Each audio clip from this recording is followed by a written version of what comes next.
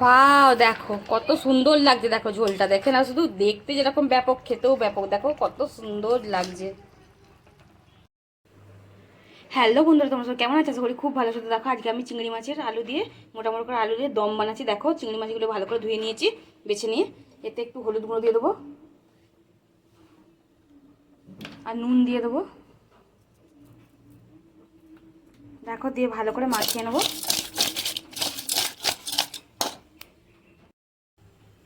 তো দেখো এখানে ডুমো ডুমো করে আলু কেটে নিয়েছি, আর এখানে সরষের তেলে রান্নাটা করবে, তত সুন্দর লাগবে।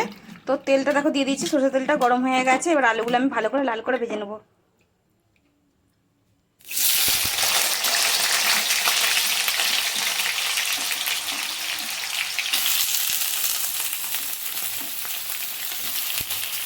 আলুটা লাল করে ভেজে নিয়ে ফিরে আসতে একটু নুন দিয়ে দেবো, নুন দিয়ে আলুটা ভেজে নেবো।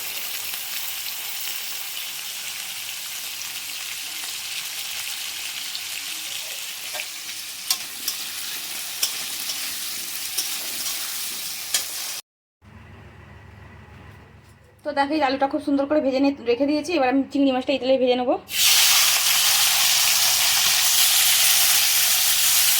দেখো দুবার ধরে ভাজতে হবে, একবারে হবে না।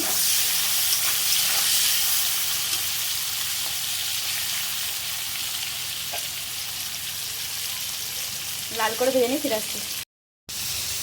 তো দেখো এই যে ভাজা গেছে, আবার এগুলো ভেজে নিচ্ছি। তো দেখো এই তেলে এই যে আমি পেঁয়াজ কেটে নিয়েছি, দুটো পেঁয়াজ নিয়েছি, দুটো টমেটো নিয়েছি। পেঁয়াজটা দিয়ে দেবো আগে। পেঁয়াজটা খুব ভালো করে লাল করে ভেজে নেবো। তো দেখো পেঁয়াজটা ভাজা এসে আর একটু ভাজবে, তারপর আদা রসুন দেবো। এই দেখো শুধু দুটো গরম মশলা ফাটিয়ে দিচ্ছি, আর কিছু দেবো না। এলাচ, শুধু এলাচ দুটো ফাটিয়ে দিই, ছোটো এলাচ। গরম মশলা কিছু দেবো না, শুধু দুটো ছোটো এলাচ ফাটিয়ে দিয়ে দিলাম। এবার আদা রসুন বাটা দেবো। তো দেখো পেঁয়াজটা লাল হয়ে ভাজা হয়ে গেছে। এবার আমি আদা রসুন বাটা দিচ্ছি 1 চামচ, আর একটু অল্প করে দেবো।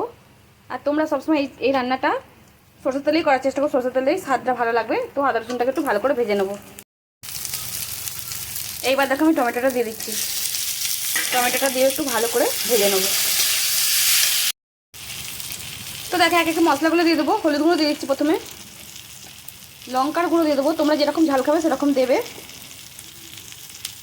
একটু গরম মশলার গুঁড়ো দিয়ে দেবো, একটু ধনে গুঁড়ো দেবো অল্প, আর একটু জিরে গুঁড়ো দেবো। তো সব রকম দেওয়া হয়ে গেল মশলাটা, এবার ভালো করে কষিয়ে নেবো।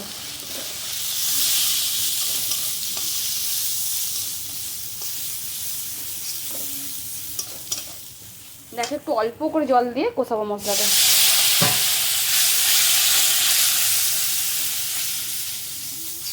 মশলাটাকে ভালো করে কষিয়ে নেবো। এবার লাস্ট দেখো নুন দিয়ে দিচ্ছি, আর একটু অল্প চিনি দিয়ে দেবো স্বাদের জন্য। দিয়ে দিলাম।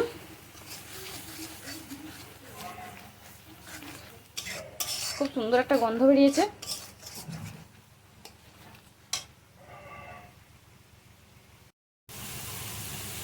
তো দেখো খুব সুন্দর মশলাটা কষা হয়ে গেছে, তেল ছেড়ে দিয়েছি। এবার আমি আলু আর চিংড়ি মাছটা দিয়ে দেবো।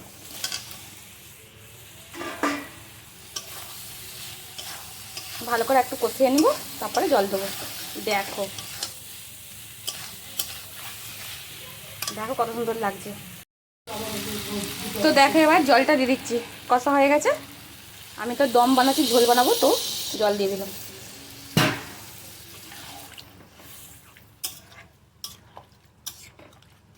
তোমরা যেরকম ঝোল রাখবে সেরকম দিয়ে দেবে জলটা।